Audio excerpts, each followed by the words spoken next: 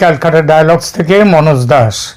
যুক্তরাষ্ট্রের supreme court গত 20শে ফেব্রুয়ারি president ট্রাম্পের ব্যাপক পাল্টা শুল্ক, যেটাকে বলে রেসিপ্রোকাল ট্যারিফ, সেটাকে অবৈধ ঘোষণা করেছে, যা ট্রাম্পের অর্থনৈতিক নীতির উপর একটি বড়সড় ধাক্কা। এই রায় ট্রাম্প প্রশাসনকে রাজনৈতিক ও অর্থনৈতিকভাবে চাপে ফেলেছে। ট্রাম্প প্রশাসনের বিপদটা ঠিক কীরকম? এটা তার শুধু অর্থনৈতিক নয়, রাজনৈতিক পরাজয়।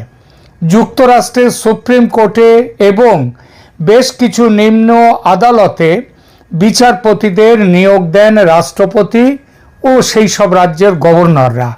এটা অনেক সময় রাজনৈতিক নিয়োগ। যুক্তরাষ্ট্রের সুপ্রিম কোর্টে মোট 9 জন বিচারপতি রয়েছেন। রিপাবলিকানদের নিযুক্ত বিচারপতির সংখ্যা হলো 6, যাদের মধ্যে ট্রাম্পের নিজের আগেরবার এবং এবারে নিযুক্ত রিপাবলিকান বিচারপতি হচ্ছেন 3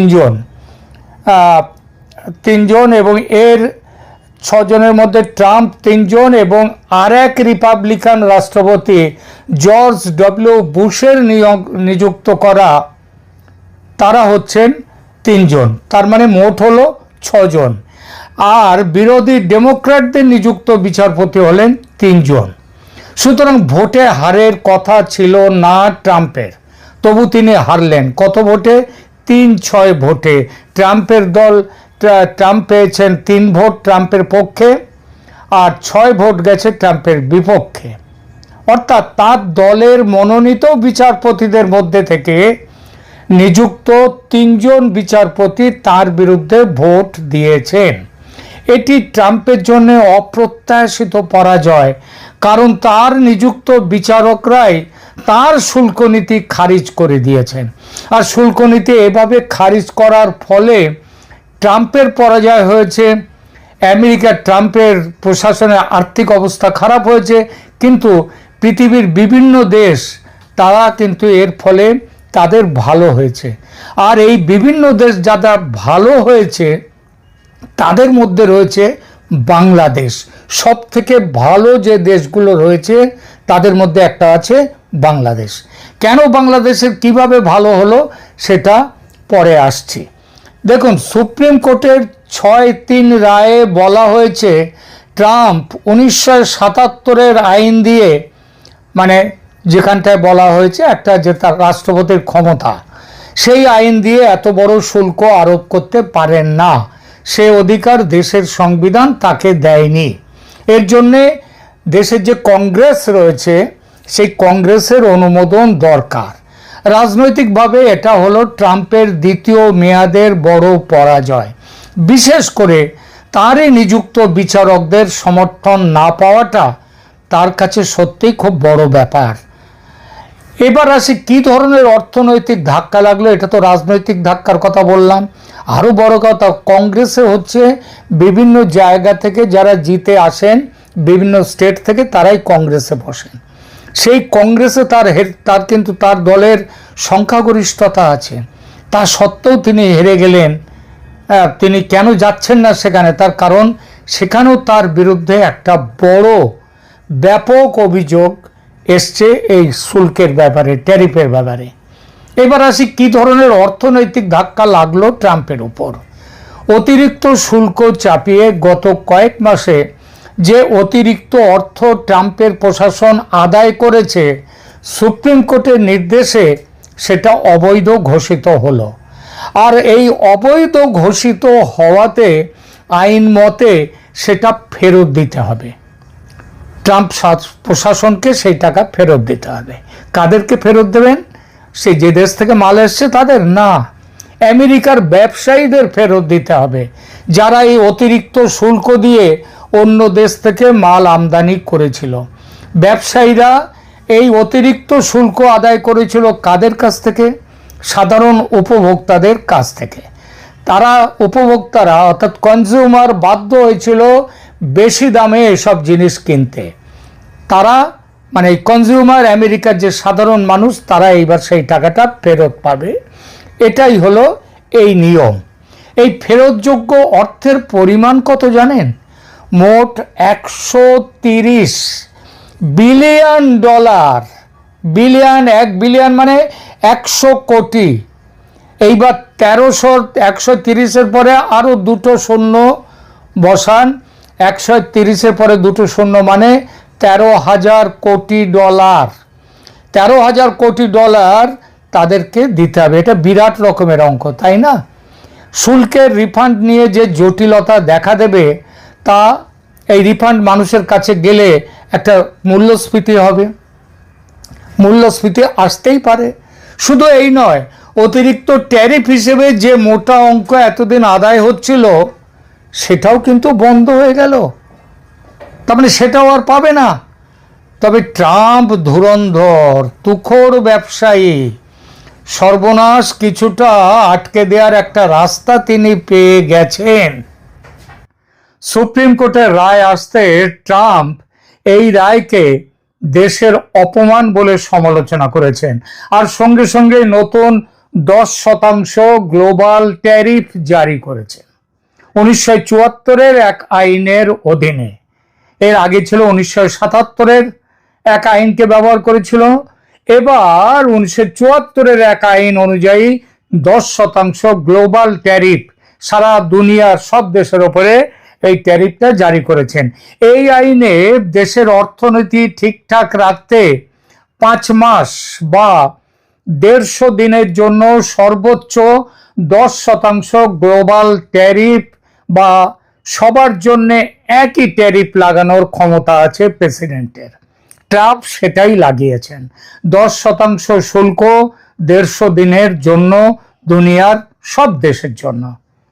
তবে যাদের এগেনস্টে ওই স্যাংশন আছে, নিষেধাজ্ঞা, তাদের নয়। এছাড়া অন্যান্য আইনি পথ খুঁজে শুল্ক আবার আরোপের ব্যাকআপ প্ল্যান রয়েছে ট্রাম্পের, যাতে আয় অটুট রাখা যায়। ট্রাম্প বলেছেন এতে তার ক্ষমতা, মানে সুপ্রিম কোর্টের এই রায়ে নাকি তার ক্ষমতা আরো বাড়বে। আইনের সেই সব ফাঁক ফোকর খুঁজে বের করতে এখন ব্যস্ত ট্রাম্প ও তার টিম। এবার আসি সুপ্রিম কোর্টের এই শুল্ক বাতিল আদেশ কি বার্তা নিয়ে এলো বাংলাদেশের জন্য, বাংলাদেশের ওপর এর কি প্রভাব পড়তে চলেছে সেই বিষয়টাই। যদি এক কথায় বলতে হয় তাহলে বলবো কি জানেন? বলবো বাংলাদেশের এই রায়ের ফলে বাংলাদেশের একেবারে বল্লে বল্লে অবস্থা। বল্লে বল্লে মানে কি? দুহাত তুলে নাচা, এটা হচ্ছে পাঞ্জাবের একটা পাঞ্জাবি টার্ম। এটা দুহাত তুলে নাচাকে বলে বল্লে বল্লে। সুতরাং বল্লে বল্লে কিভাবে হচ্ছে বাংলাদেশের ক্ষেত্রে, শুনুন তাহলে।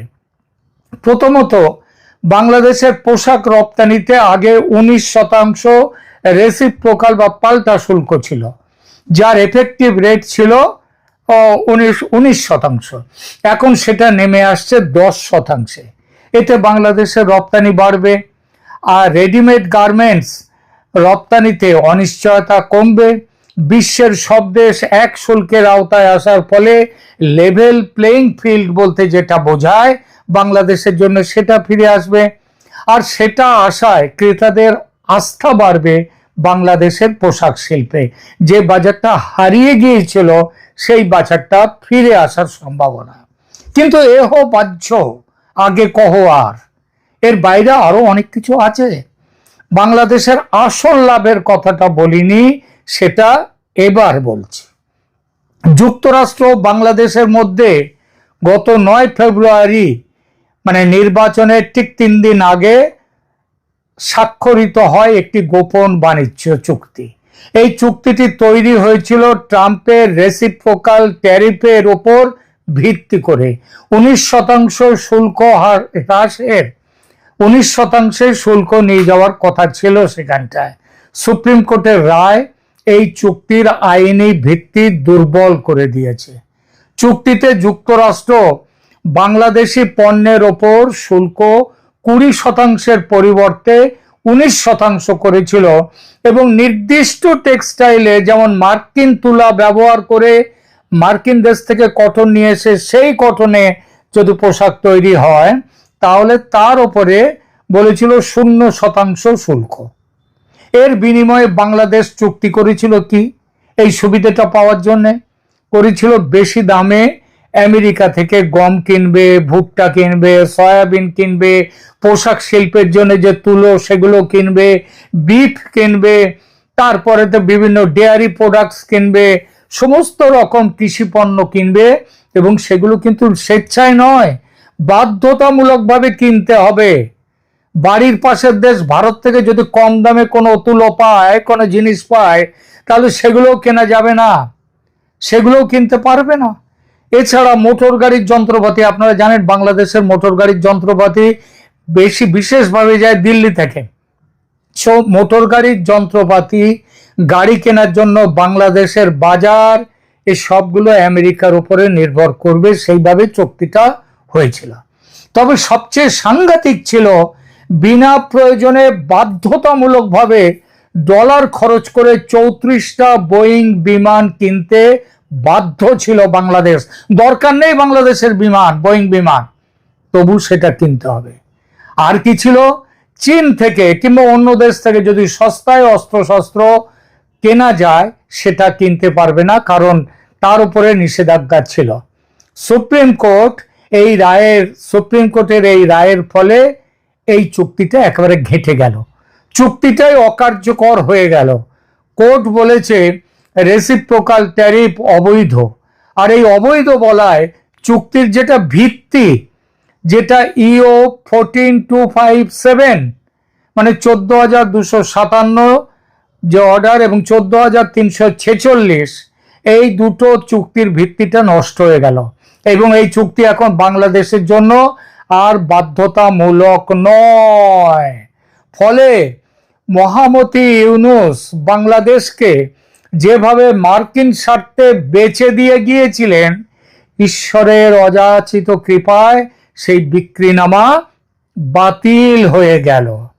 বাংলাদেশের বাণিজ্য সচিব মাহবুবুর রহমান বলেছেন, গোপন বাণিজ্য চুক্তি আর বাইন্ডিং নয়, এবং বাংলাদেশের শর্ত মানতেও আর বাধ্য নয়।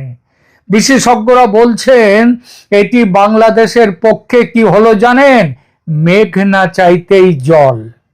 কারণ চীনা আমদানির ওপর নিষেধাজ্ঞার শর্ত এড়ানো যাবে, ভারতের তুলো, গম, পার্টস, মোটর পার্টস নিজের পছন্দ মতো কিনতে পারবে। 37,000 কোটি টাকা দিয়ে আমেরিকা থেকে 34টা বোয়িং বিমান কেনার দরকার নেই, কিনতে হবে না। এই জন্যই বলেছি সুপ্রিম কোর্টের রায়ে বাংলাদেশের একেবারে বল্লে বল্লে। কদিন আগে বাংলাদেশকে এই অবস্থায় যিনি নিয়ে গিয়ে ফেলেছেন, সেই মহামতি ইউনূস বিদায় নিয়েছেন। এবার বিদায় নিল ইউনূসের দেশ বিক্রির যে গোপন চুক্তি, সেটা। একটা কথা আছে না, আল্লাহ যখন দেয় ছপ্পর ফাটিয়ে দেয়। বাংলাদেশে এখন বোধহয় আল্লাহ ছপ্পর ফাটিয়ে দেওয়ার সময় সেই আশীর্বাদ দিয়েছেন বাংলাদেশকে। এক তো ইউনূস শাসন বিদায় হলো, এলো তারেক রহমানের শাসন, আর তারপরে যে চুক্তিতে বাংলাদেশ বিক্রি হয়ে গিয়েছিল আমেরিকার কাছে,